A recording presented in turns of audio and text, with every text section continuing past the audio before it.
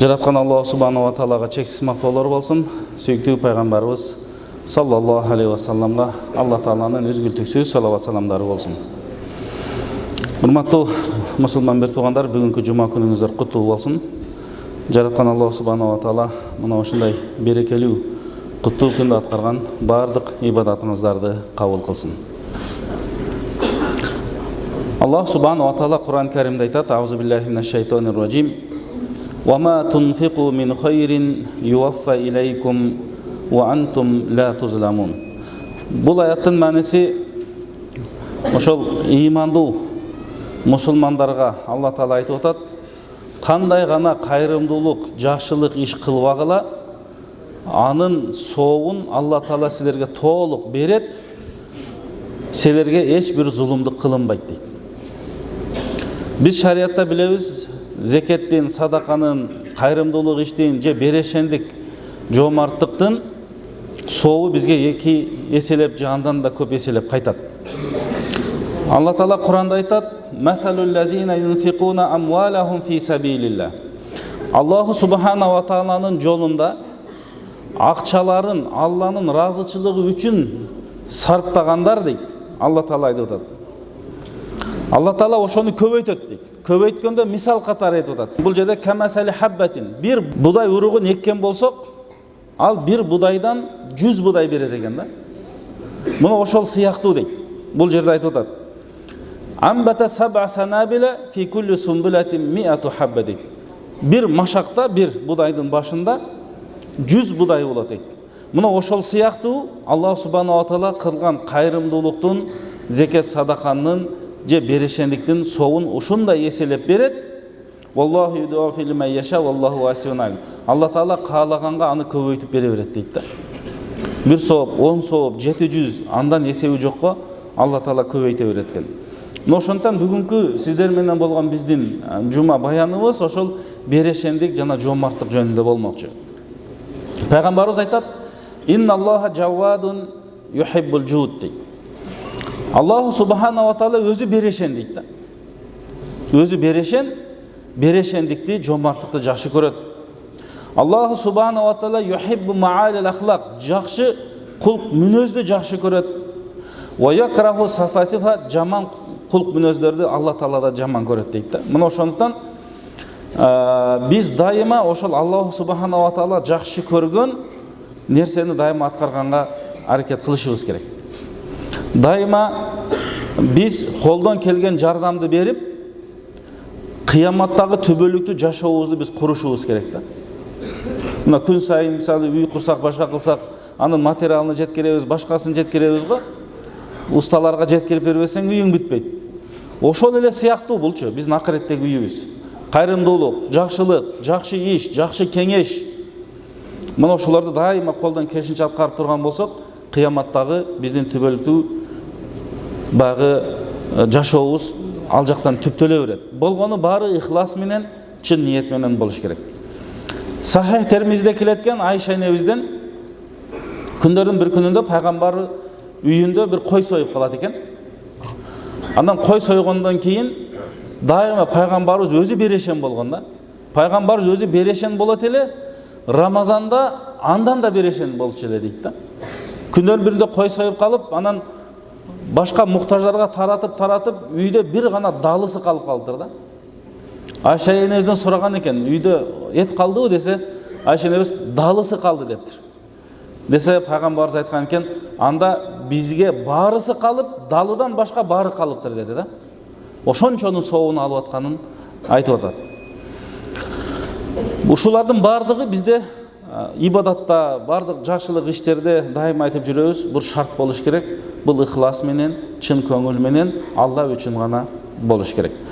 Абу Хурайра радиаллаху анху айткан хадисте пайгамбарыбыз айтат: "Ким акыретке ишенсе, ким кыяматка ишенсе, анда дайыма эмне кылсын дейт? Жакшы сүйлөп жүрсүн, жакшы сүйлөй албаса, анда унчукпасын дейт. Ким Аллах субханаху ва таалага ишенсе, кыяматка ишенсе, анда үйүнө келген коногун сыйласын дейт. Жана ким Аллага ишенсе, кыямат күнгө ишенсе, кошунасына зыян бербесин" деди да.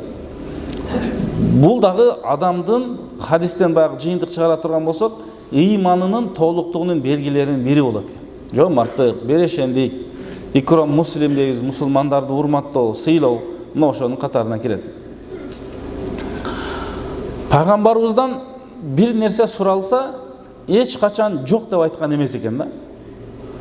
Эч качан жок деп айткан эмес экен. Күндөрдүн бир күнүндө пайгамбарыбыз сахабалар менен отурса, бир аял, бир аябай эми ошол учурдун эң сонун чепкени деп коелу. Чепкенин көтөрүп келет экен. Сырты дагы ичи менен жакшы тигилген деп бул жерде ушундай айтылат. Анын аты Бурда деп коет экен. Анан ошону келип пайгамбарыбыздын үстүнө кийгизет экен жанагы аял. Анан пайгамбарыбыз макул деп кабыл алат экен. Ошол жерде отурган сахабалардын бирөөсү: "О Алланын элчиси, сонун чепкен экен, а? Мага бербейсизби?" дейт да. "Ушун мага эле берип койбойсузбу?" дейт. Пайгамбарыбыз макул дейт. Пайгамбарыбыз макул деп айткандан кийин пайгамбарыбыз басып туруп кетет. Туруп кеткенде анан сахабалар бардыгы жемелейт да жанагы. Эмне сен сурайсың? Пайгамбарыбыздын өзүнө керек болчу ал. Пайгамбарыбыз өзү деле муктаж болчу. Сен муктаж болгон нерсени сурап атасың да, туура эмес кылдың дейт да. Десе тиги сахаба айтат: "Мен пайгамбарыбыздан ушундай бир береке, белек алгым келди да" дейт. "Ошону мен кийип жүрсөм, кийин каза болгон болсом, ошону менен кепинделгим келди да" дейт да. Демек бул жерден жанагы пайгамбарыбыз эмне суралган болсо жок деген эмес экен да. Эч кимди кайтара алган эмес экен. Болбосо жакшы кеңешин үйүндө болсо акчасын дайыма эмне кылган, жомарттык, берешендик кылып берип турган дейт. Ошол сыпат сахабаларга өткөн да. Пайгамбарыбыздын тарбиясы. Эң биринчи эле мына Айша энебиз Муавия падыша болуп турганда Айша энебизге 180 000 алтын акча берип ийген дейт да, 180 000. Эми ошол учурдун акчасы менен. Ошол акчаны алып алып Айша энебизге жеткенде, келгенде, ал башкаларга таратып ийди дейт да. Өзү ошол күн орозо экен, өздөрүн унутуп калган дейт да. Анан кел эми оозду ачалы деп жанагы кызматчыларына айтса, бир нерсе калтырып койсоңуз болмок эле деген экен да. Анан унутуп калыппын деген экен өзү. Бул дагы ошол пайгамбарыбыздын демелерин, тарбиясынан. Күндөрдүн бир күнүндө кайсы бир муктаждык болгондо Умар ибн Хаттаб үйүнөн болгон мүлкүнүн жарымын алып келип пайгамбарыбыздын алдына калтырат да. "Эй Умар, үйдө бир нерсе калдыбы?" дейт пайгамбарыбыз. "Ооба калды, ушунчанын жарымы калды" дейт экен үйдө. Бир аздан кийин Абу Бакыр келди дейт. Ал дагы мал мүлкүн алып келип тапшырды дейт. Үйдө эмне калды десе, Абу Бакыр айткан экен, бир гана Алланын элчиси калды дептир да. Ошондо Умар ибн Хаттаб айткан экен, кайрымдуулук, берешендик, жакшылык, шарият иштеринде Абу Бакырдан эч качан өтө албадык деген экен. Ал дайыма ошол берешендиктин сап башында болуп экен. Айша энебиз деле ошол Абу Бакыр радиаллаху анхунун кызы да мына ошондой тарбиялар. Демек, мына ушул берешендиктин мөмөсү да, жыйынтыгы. Кандай десе, алымдарыбыз айтат, мына пайгамбардын хадисинин негизинде адамды бейишке жакындатат, тозоктон алыстатат дейт да. Эгер бейишке жакын болуп, бейишке киргизип келсе, мына ошону колдон келишинче кайрымдуулук ишке жакын бололу. Буга далил пайгамбарыбыз айтат: "Ас-сахию карибун миналлах ва карибун минал жанна" дейт. Караңыз, жомарт, берешен адам Аллага жакын болот, бейишке жакын болот дейт. И адамдарга да жакын болот дейт. Бардык тараптан дейт. Ал эми сараң адам дейт, ал-бахилу дейт. Алладан да алыс болот, адамдардан да алыс болот, ал бейиштен да алыс болот дейт да. Тескерисинче тозокко жакын болуп калышы мүмкүн экен. Себеби сараңды кылып отуруп, эч кимге акча бербей, өзүнө иштетпей, үй бүлөсүнө иштетпей, башкаларга зулумдук кылып, ушинтип отуруп, же туура эмес нерсеге иштетип ийип. Ал Алладан алыс, бейиштен алыс, адамдардан да алыс дейт да. Ошондон бул жерде хадистин аягында айтат: "Жахилун сахиюн", бир илими жок болсо дагы, берешен адам болсо, бул Алла Тааланын алдынан өтө ибадат кылып, сараң адамдан жакшы дейт да. Өтө ибадат, бирок аябай сараң. Бирок анча илими жок, бирок жомарт. Ошол адам Алла Тааланын алдында эң жакшы адам деп айтылат экен. Андан кейін ошондай бир жоомарттык кылгандарга дайыма анын артынан Алла Таала берекесин берет экен. Андан кейін периштелер да бата дуа кылат экен. Пайгамбарыбыз айтат: "Ма мин яумин юсбихул ибаду". Адамдар барыбыз күн сайын эрте менен таң аттырабыз да уйкудан турабыз. Ошол учурда дейт, эки периште түшөт дейт. Бирөөсү айтат дейт: "Аллахумма ати мунфикан халафан". Ким кайрымдуулук, жоомарттык, зекет садакасын берген болсо, Алла Таала ошого ашырып берекеси менен бери деп бата кылат дейт. Ал эми экинчиси, ким сараң болгон болсо, ошо сараңдыгына жараша болсун деп бата дуа тилек кылат дейт да. Канчасы чуркаса дагы чекесине жазган нерсени гана көрөт. Ошондон бул жерде береке деген нерсе бар да. Алла Таала берекеси менен берсин деген бул өтө жакшы нерсе. Бата дуа тилек кылганда дагы ошондой дуа тилек кылалы. Аллахым биздин рызкыбызды берекелүү кылып бер. Андан кейін ушул жоомарттыктын, берешендиктин аябай жакшы пайдаларынан кыяматтагы коркунучтан аман калуу дейт. Алла Таала Куранда айтат: "Аллазина юнфикуна амвалахум бил-лейли ван-нахар". Күнү-түнү акчаларын Алла үчүн сарптагандар, ал сарптаганы жария болсун, купуя болсун, айырмасы жок. Фалахум ажрухум инда раббихим. Алла Таала сөзсүз соопторун берет. Анын үстүнө вала хауфун алейхим вала хум яхзанун. Кыяматта коркунучтуу болгон күндөрдө булар коркпойт дейт. Себеби башка бир хадисте келет, пайгамбарыбыз айтат: "Куллун фи зилли садакатихи яумал кыяма" дейт. Манisi кыяматта биз айтабыз, күн найза боюндай алып келинет. Адамдар амалдарына жараша турат. Ошол учурда садака, зекет, кайрымдуулук кылган адам ошол садакасы көлөкө болуп берет экен кыяматта. Ошол көлөкөсүнүн астында турат дейт. Азыр бир аз эле 40 болуп кетсе эмне болуп кетип атабыз? Көлөкөнү издеп, же кондиционерди жагып, же башка болуп кетип атабыз да. А кыяматтагы ысык андан да катуу күчтүү болот. Тозоктун бир буудайдай даны бул дүйнөгө ташталса, бул дүйнөнү өрттөй берет дейт да. Кече бир аз эле отко Америкада эмне болуп атат? Бул Алла Тааланын кары ачуусу келсе өтө жаман. Ошондон биз дайыма туура жолдо жүргөнгө аракет кылышыбыз керек. Мына ошол хадисте бул жерде Уқба ибн Амир радиаллаху анху риwayat кылат экен да, ал айтат: "Мен уктум" дейт пайгамбарыбыздан. "Куллу мирин фи зилли садакатихи хатта яқди байнан нас" дейт. Бул хадис толугу кандай экен? Кыяматта адам атадан баштап кыяматка чейин бардыгы эл жыйналып эсеп китеп болот. Ошол эсеп китеп бүткөнчө садакасынын, кайрымдуулугунун көлөкөсүндө болот дейт да. Муну пайгамбарыбыз айтып атат дейт. Болгону жанагындай ихлас менен болсун. Чын көңүл менен болсун. Хадистерде келет. Бул хадисте мындай деп айтылат: Кыяматта бир киши Аллага жолугат дейт. Эми эсеп китеп болот. Анан суралат экен, Алла Таала билип турса дагы суроо болот экен. Кандай жакшылык ишти кылдың өзү бул дүйнөдө? Эмне иш аткардың дейт экен. Ал айтат экен: "О Алла, көп деле иш аткара албадым. Болгону мага байлык жакшы берилди сен тараптан" дейт экен да. Алла Таала өзү байлыкты бериптир бул адамга. Көп деле жакшы иш аткара албадым, бирок мага ушундай акчалуу адам болуп калдым дейт экен да жашоодо. Адамдарга карыздарды берет элем. Анан карыздын мөөнөтү келгенде мен өзүмдүн балдарымды жөнөтөт элем дейт. Же кызматчыларымды карызды жыйнап кел деп. Анан айтат элем дейт: "Карызды бере алгандан алгыла, ким бере албаса атыны сызып, өчүрүп, кечирип кое бергиле" дейт экен. Албай эле койгула дейт. Эгер чындап бере албаса, кыйынчылыкта болсо дейт. Эми ошол хадисте келет экен: Аллах субханаху ва таала ошонун күнөөсүн кечирип бейишке киргизди дейт. Менин жараткан пенделериме, махлуктарыма ушундай жакшылык иш аткарган болсоң, анда сенин күнөөлөрүңдү мен кечирдим дейт экен да. Мен кечирдим дейт экен. Бул дагы эң бир жакшы адамга ийгилик алып келе турган нерселерден.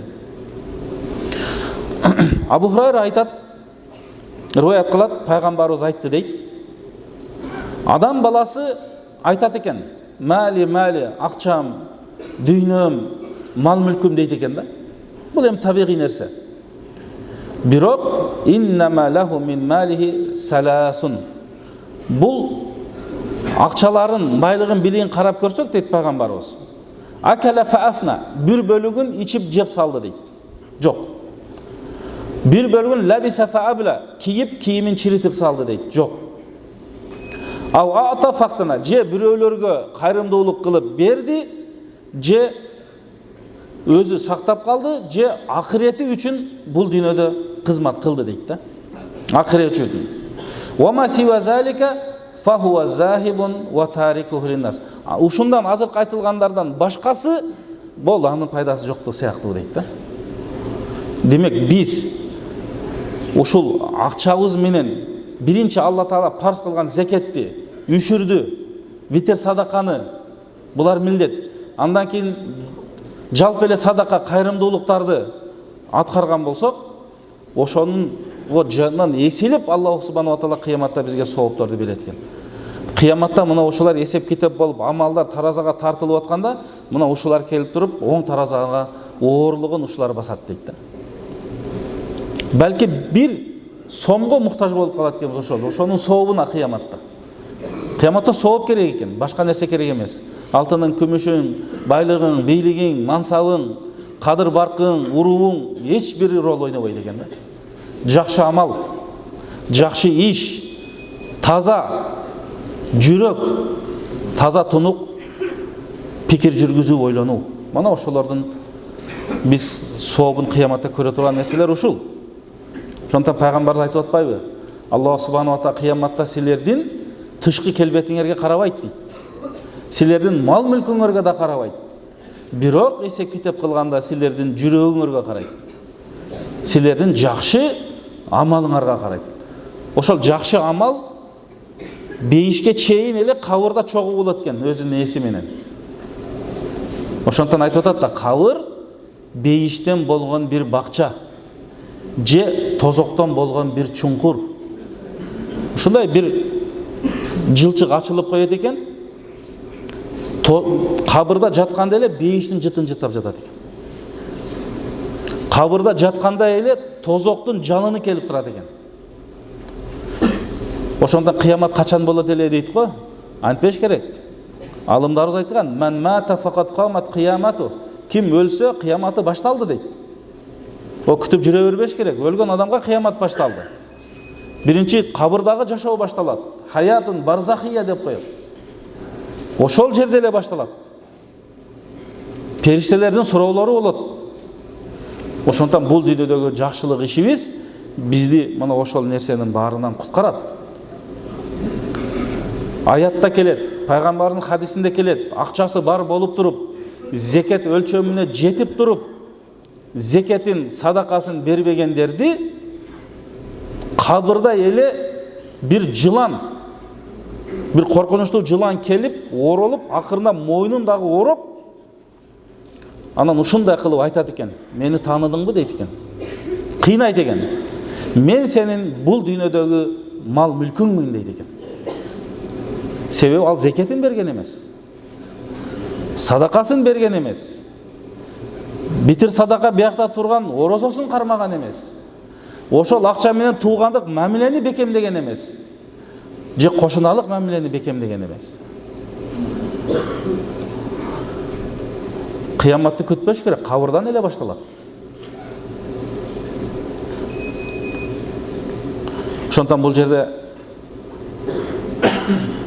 Абу Хурайра радиаллаху анху риwayat кылган хадисте пайгамбарыбыз айтат, bir kişi daima bağı mömö salsa, жеринен егин чыкса, üçkө bölөт экен да. Üçkө bölүп туруп, bir bölүгүн Алла Таала жолунда үшүрүн чыгарат экен, bir bölүгүн үй бүлөсү менен колдонот экен, bir bölүгүн кийинки жылга урук катары калтырып коет экен. Анан bir kişi ошол талаада кетип атса, булуттардан үн угулат дейт. Баланчанын егинин суугаргын деген үндү угат экен да кулагы менен. Анан булуттар жылып жөнөйт дейт. Ошо булуттардын артынан барса, бир бакка егинге барып жамгыр жаайт экен да.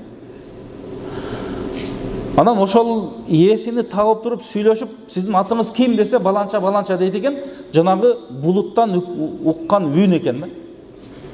Мен ушундайды уктум, ушундай болду десе, мен билбеймин, болгону ушул эгинимди ушул 3кө бөлөм дагы ушундай амал кылам дейт экен да. Муктаждарды да унутпайт экен, өзүнүн үй бүлөсүн да кийинки жылындагы камын көрөт экен. Мына ушул кылган жакшы иши үчүн дейт да. Аллах субханала таала жакшы амалын кабыл кылды дейт. Ошондон баякы сарандык деле кандайдыр бир оору же бир жаман адат экен да. Пайгамбарыбыз дайыма Аллахумма инни аузу бика минал бухл. Аллахым мени сарандыктан сактагын деген бата кылчу экен. Сарандыктан сактагын, коркоктуктан сактагын, бул дүйнөнүн фитнасынан сактагын, жана карыз болгондон сактагын, данжалдын азгырынан сактагын, кабырдын азабынан сактагын деп дайыма пайгамбарыбыз бата тилек кылчу экен. Ошондон дайыма биз мына ушул бата дуа тилекти намаздан кийин кылып жүргөн болсок өтө сонун болот. Бул пайгамбарыбыздан мурас калган дуа.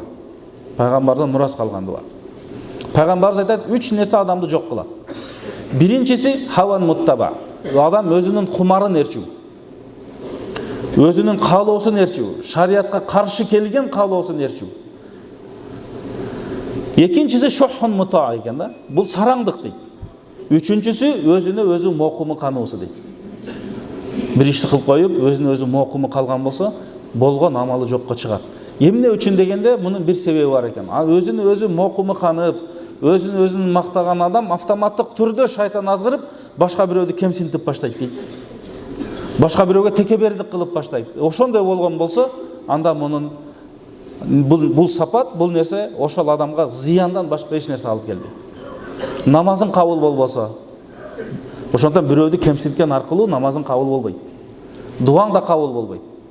Текебер адам бейишке кирбейт дейт. Ошондон бул жактан биз өтө этият болушубуз керек. Айрыкча мамиледе. Адам баласы өзү жашоосунда коомдук жашоого ылайыкташканбыз. Жалгыз жашай албайбыз. Бирок ошол коомдук жашоодо биздин мамилелерибиз бар. Коллегалар менен чогуу иштеген, кошуналар менен, достор менен, жалпы мисалы муктаждыктар менен чыкканда башка бирөөлөр менен мамиле кылабыз, соода сатыкта мамиле кылабыз. Бардыгында биз өтө такыбалык менен мамиле кылышыбыз керек. Чынчылдык менен мамиле кылышыбыз керек. Аманаткөйлүк менен мамиле кылышыбыз керек. Мына ошолордун бардыгынын сообуну Алла Таала бизге берет. Бул жерде айтат, пайгамбарыбызга бир аялды айтышат да, аябай макташат. Бир аял бар, күнү орозо кармайт, түнү намаз окуйт. Эми укмуш.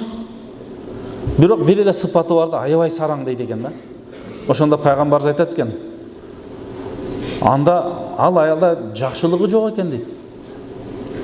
Жакшылыгы жок экен дейт. Жоомарттыктагы бул жакшы сапаттарга кирет экен. Ошондон урматтуу мусулман бир туугандар, келиңиздер. Аллаху субхана ва таала бизге берип атат. Бизге берген сыйдын, рызкынын, ниматтын баары Алладан болуп атат. Демек Алла Таала берип аткандан кийин, демек Аллах субхана ва таала бизге илхам бериш керек. Мына ошол Алла берген нерседен биз дагы башка бирөөгө береличи, койгулачы деп. Кийин дагы Алла Тааланын мүмкүнчүлүгүнөн азыр садака зекет берем десеңиз, ала турган адамдар бар да, муктаждар бар. Ошого да сүйүнүш керек.